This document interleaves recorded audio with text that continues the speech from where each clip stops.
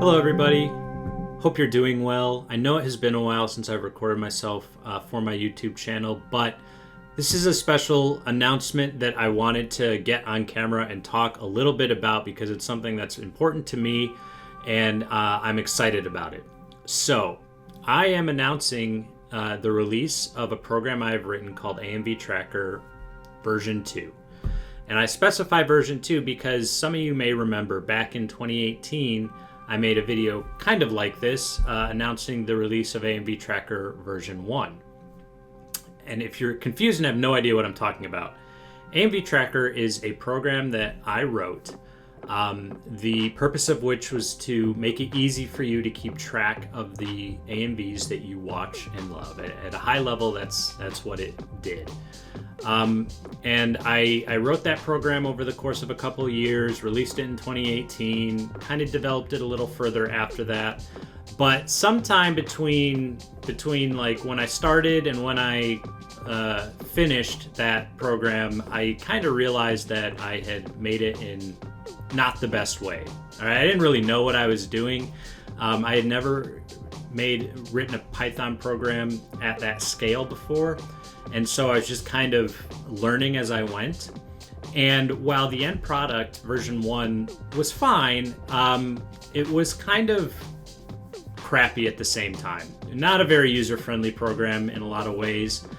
And besides the design issues, like the actual way it looked and felt, I had kind of been following some overarching, I guess you might say, like philosophical principles of what I wanted the program to be that in retrospect were not great. And so after that was released in 2020 and when COVID came and I started to have all this kind of free time, I really started to think, okay, maybe it's worth it to completely redesign this program from scratch. Now that I know what I know, and I know a little better what I want it to be, maybe it's time to actually do that. And so I did. And over the past 4 years, on and off, as I've had time and motivation, that's exactly what I've been doing. I've been working on completely rewriting AMV Tracker, making it something that is, in general, just much easier to use and understand, much more customizable, and generally just more fun to use as well. I've added a ton of features. I've changed the way it looks completely. It's totally unrecognizable now if you were familiar with AMV Tracker version 1, which I'm under no illusion about how many people actually use that program, so you're probably not. But I'm hoping that version 2 is much more readily accessible to the average AMV enjoyer.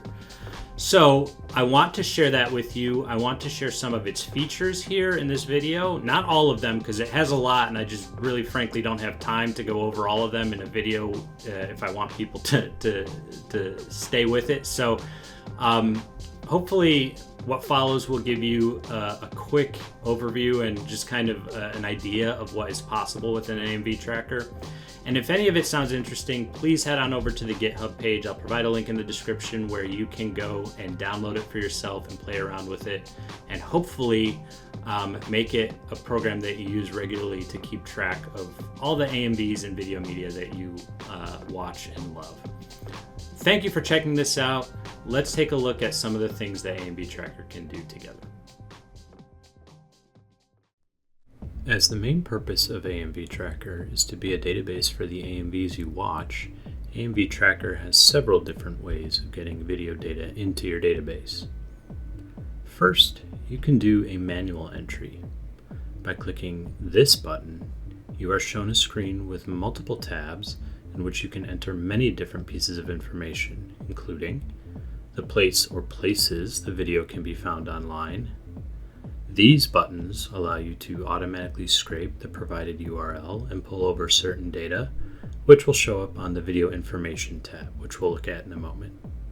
These buttons will allow you to download the video directly, in the case of a YouTube URL, or be taken to the corresponding download pages for AMV.org and AMV News URLs. Here you can specify the location of the locally stored video file for the AMV, which will allow you to play the video from AMV Tracker once it has been added to the database. You can locate a thumbnail image here, or download the YouTube thumbnail, or generate one from a local video file. Here you can provide the URL or URLs where the editor can be found online. In this tab, you can enter publicly available data on the video, such as the video's title, the editor's studio, release date, media used in the video, song information, etc. As mentioned previously, some of this data can be automatically populated by using the Fetch Data buttons found on the previous tab.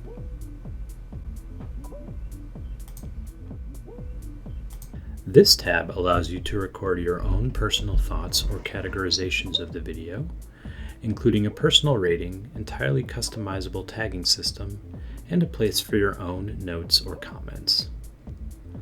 Finally, AMV Tracker provides optionally enabled automated checks that you can specify to ensure that certain fields are always filled in on every entry, so that your data remains consistent with each video you put into the database. Here you can also track the source of a video, for example, where you found the video online, how the video entered your database, or some custom combination of both. You are also able to customize multiple levels of data separation and grouping to keep your data organized within your database, and there will be more on this later. Here is an example of how to quickly and easily enter a video into your database using the fetch from amv.org function, while also downloading the YouTube thumbnail. The video in question is one of my own.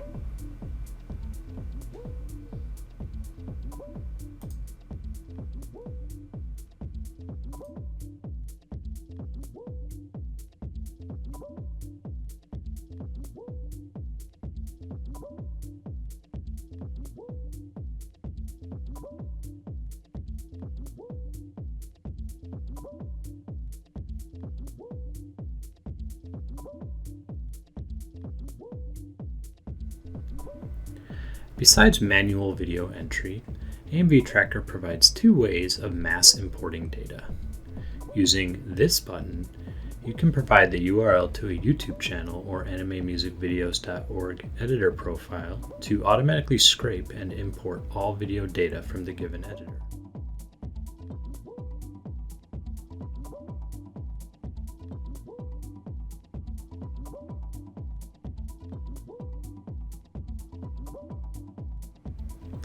Similarly, this button allows you to enter a public YouTube playlist URL to import all videos on that playlist. This function also allows you to add videos imported this way to a custom list, making transferring already existing YouTube playlists into AMV Tracker quick and easy.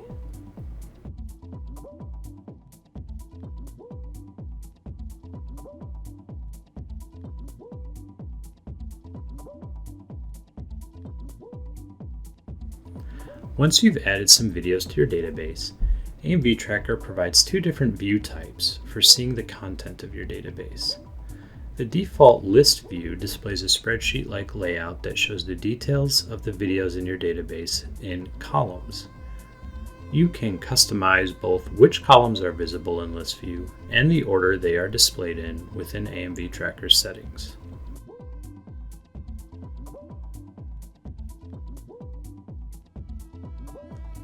All columns are sortable by clicking on the corresponding header.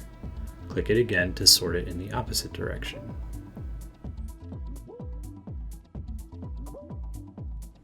The other view type is called Detail View, and it provides a thumbnail in the center along with all the video's information in the area below. There is also a display here showing the play count.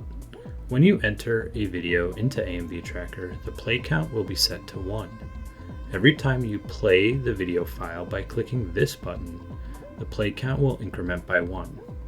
You can also manually increment the play count in case you view the video elsewhere, such as on YouTube, or you can decrement it by pressing this button. In either view type, you can press the Edit button to enter the video information screen and modify any of the video's data. In order to easily find videos with an AMV tracker, there are a number of search options. On the left side, you'll see this drop-down, which contains some basic and commonly used filters to quickly narrow down your video list based on fields like song artist, release year, editor username, and many others. On the right side are advanced filters. You can add up to 6 advanced filters at a time and use Boolean logic operators, which would be and, or, and not, to only identify very specific types of videos based on what it is you're looking for. For example, here I will look for the romance AMVs that I have rated above 8 out of 10, which were released between 2015 and 2020.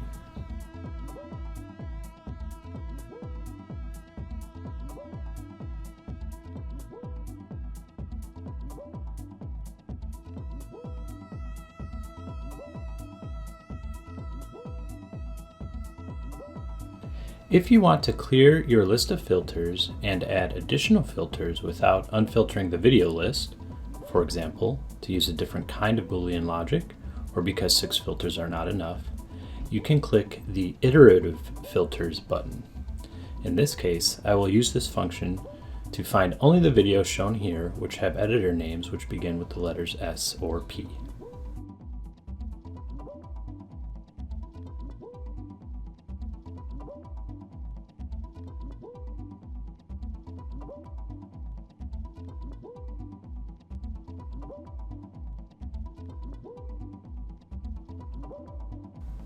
So long as you have not clicked the Iterative Filters button, you can also combine basic and advanced filters as well.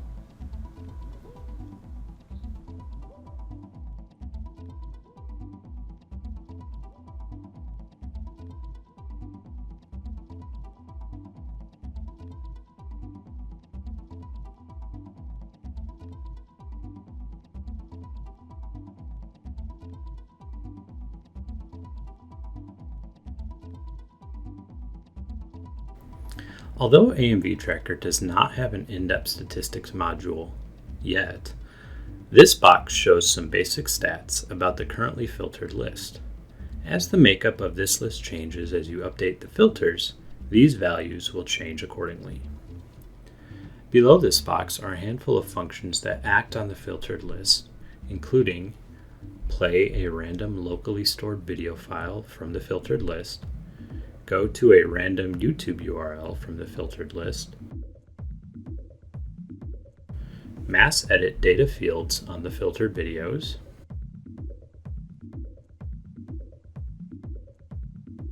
add all filtered videos to a custom list,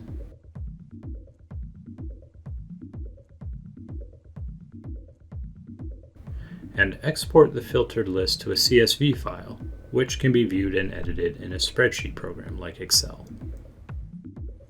As previously mentioned, AMV Tracker provides a couple ways to segregate your data based on your specific needs. Sub-databases are separate databases within the main DB file that you can direct your data into. If you're familiar with Microsoft Excel, think of these, along with the main database, as separate tabs in a workbook. This can be leveraged to store the videos you've edited or to enter non-anime music videos, as a couple easy examples. AMV Tracker also allows you to create custom lists, which don't physically segregate your data, but collect video entries into easily filtered lists for quick access.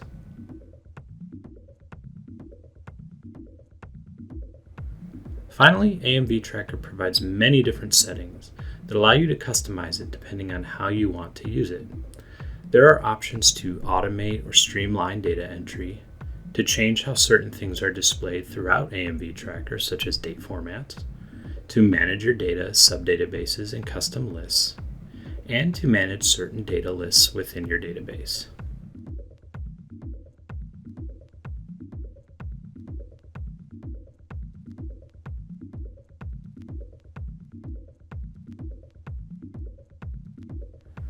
One of the most important elements of AMV Tracker, however, is its tagging system. Think of tags as labels you can use to describe or categorize the videos that get entered into your database. Good usage of tagging makes it easier to find video entries later and will make it simple to locate a video when you forget the title and/or editor name, but remember certain other details about it. AMV Tracker contains 6 different tag groups, which can each hold an unlimited number of tags. The program ships with a single tag group already defined called genres, which is filled with a number of genre tags. You can modify the tags within this group, including renaming them,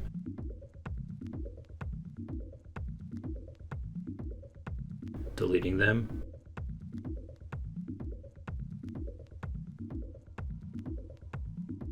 or adding more. You can also delete everything in this tag group and fill it with completely different tags if you wish.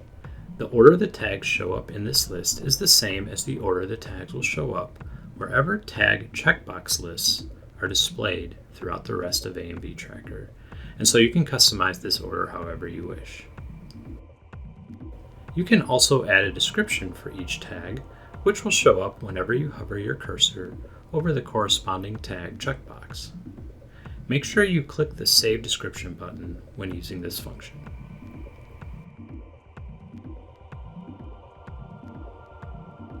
As an example of what you can do with tags, this is what the tag groups look like in my own personal database. I have each of the 6 different tag groups filled with all sorts of descriptors which I have compiled over time. Feel free to make use of any of these.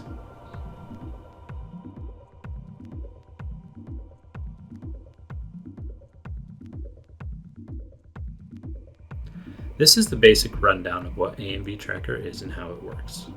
Although not every single function was covered here, I developed AMV Tracker to be as user-friendly as possible.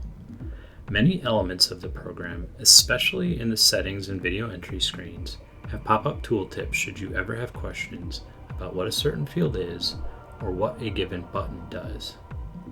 Additionally, there is a wiki on the GitHub page which documents every single function within the program, so if you can't figure out what something does, head over there for an in-depth explanation. I will provide a link to the GitHub page in the description below. If any of this seems the least bit interesting or useful to you, please give it a look. I am always open to suggestions for improvements or feature requests, and please let me know if you run into any bugs. I've been using this version of the program in various stages of completeness for the last couple of years, and I've never experienced any data loss or damage in all that time. If AMV Tracker crashes, please bring it to my attention on the GitHub issues page, but in the meantime, you can restart the program and keep using it as you normally would. Thanks for watching, and I hope you have a great day.